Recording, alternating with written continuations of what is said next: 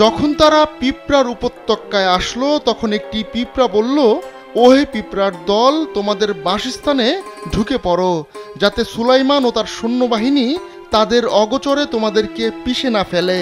তারপর সুলাইমান পিঁপড়ার কথায় মুচকি হাসলেন এবং বললেন, হে আমার রব, তুমি আমার প্রতি এবং আমার পিতা মাতার প্রতি যে অনুগ্রহ করেছ তার জন্য আমাকে তোমার শুকরিয়া আদায় করার তৌফিক দাও, আর আমি যাতে এমন সৎ কাজ করতে পারি যা তুমি পছন্দ করো, আর তোমার অনুগ্রহে তুমি আমাকে তোমার সৎকর্মপরায়ণ বান্দাদের অন্তর্ভুক্ত করো।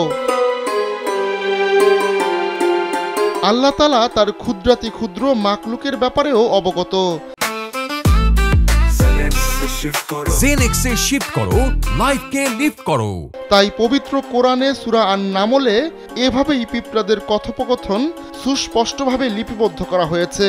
ক্ষুদ্র এই প্রাণী নিয়ে কয়েক বছর আগেও অনেক কিছুই জানতেন না বিজ্ঞানীরা।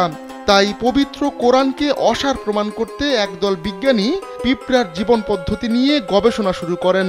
গবেষণার এক পর্যায়ে তারা পিঁপড়া সম্পর্কে কোরআনের নির্ভুল ও নিখুঁত তত্ত্বজ্ঞান দেখে অবাক হয়ে যান।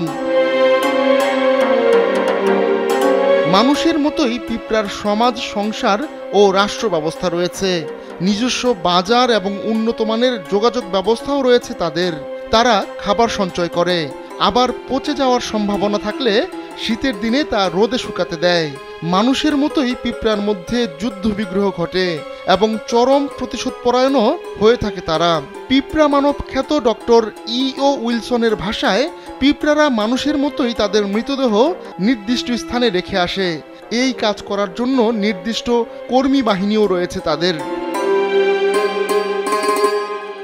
কোরআনের আয়াত থেকে আমরা জানতে পারি পিঁপড়ারা শব্দ করে কথা বলে। কয়েক বছর আগেও বিজ্ঞানীরা ভাবতেন পিঁপড়া কোনো শব্দ করতে পারে না এবং তাদের শব্দ শোনার ক্ষমতা নেই। কিন্তু সম্প্রতি আবিষ্কার হয়েছে কিছু প্রজাতির পিঁপড়া খুব অল্প ফ্রিকোয়েন্সির শব্দ ব্যবহার করে আশপাশের পিঁপড়াদের সঙ্গে যোগাযোগ রক্ষা করতে পারে।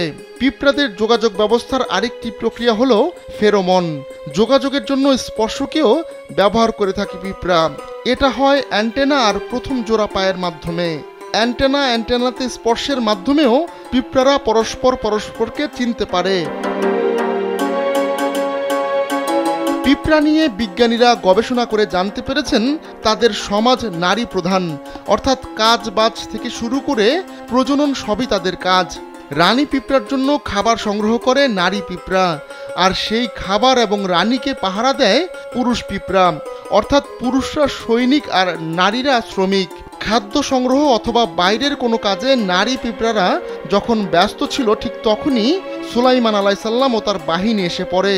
তখন একটি নারী পিঁপড়া সবাইকে নিজ নিজ ঘরে প্রবেশ করার নির্দেশ দেয়।